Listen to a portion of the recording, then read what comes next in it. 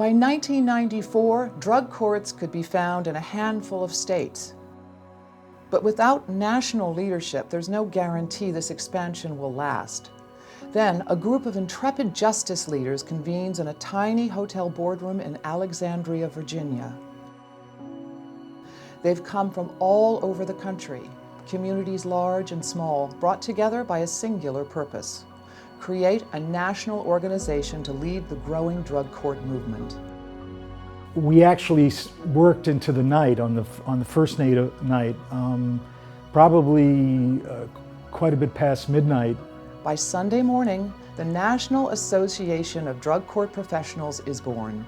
Oklahoma was ranked #1 per capita in the world for the incarceration of men, and #2 for women, and they were working really hard to become #1.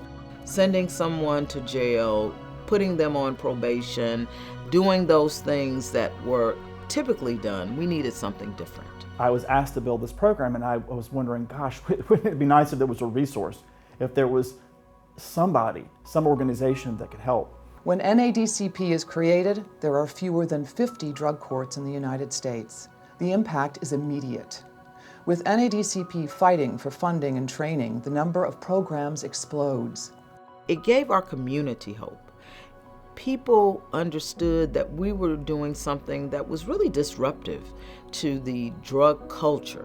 Lori Robinson, who at the time was the Assistant Attorney General in charge of the Office of Justice Programs, she said that she wanted to help us be established, but she also wanted us to be responsible for the creation of standards.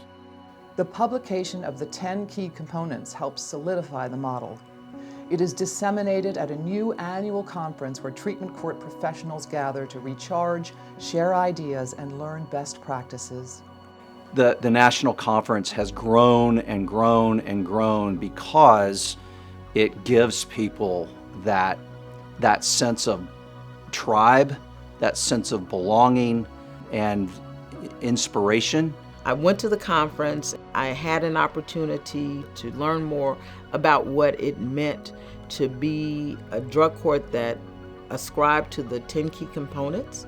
There's no other place where you find that number of extraordinary people who are from such different backgrounds. It's rare in our society. You get to see a brand new idea suddenly take hold and start making a difference.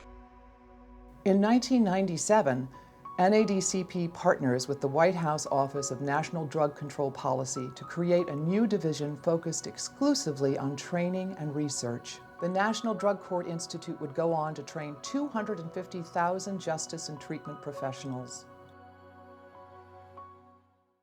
I get a phone call from Jeff, and he said, hey buddy, how would you like to move to DC and be my deputy director at the National Drug Court Institute? And I said, well, what is the National Drug Court Institute? He said, well, it's a closet at NADCP. We don't really have any room for it, but we have some funding, and it's going to be pedal down work. We traveled between 30 and 40 weeks a year, all across the country, training as many drug court professionals as we possibly could, and I loved every minute of it. You needed some type of guidance that was in addition to the 10 key components to make sure there was a level of fidelity in the drug courts because they were popping up so quickly. 15 years after the founding of NADCP, there are over 2,400 treatment courts in operation. And yet, despite this growth, treatment courts are not widely known. This would soon change. So tactically, we said, we have to make drug court a household name. All rise. All rise. All rise. And put drug court within reach of every American in need. We launched the All Rise campaign. We engaged Congress. We'd be on CNN one day and CBS the next. The message that treatment works, people get better, all those stories that we told resonated. We put drug courts into place. I think making some really smart decisions about dealing with people. Nationwide, the number of drug courts has doubled in the last decade.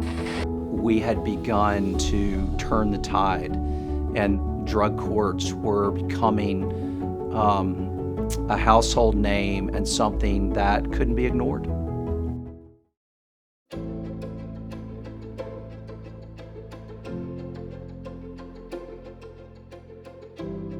NADCP is the only organization that represents individuals at every intersect point in the justice system. NADCP is uniquely situated to ensure that those individuals have the best information they can have to deal with everyone in the justice system who has a substance use or a mental health disorder. I think that NADCP is uniquely equipped to help the field. NADCP will serve more people this year than at any year in our history. The individuals who work in the treatment courts and the individuals who those courts serve are the lifeblood of NADCP. NADCP was founded to support the incredible men and women who have propelled this movement. We are your backbone, your voice, and your guide. It is our honor to be of service to you yesterday, today, and tomorrow.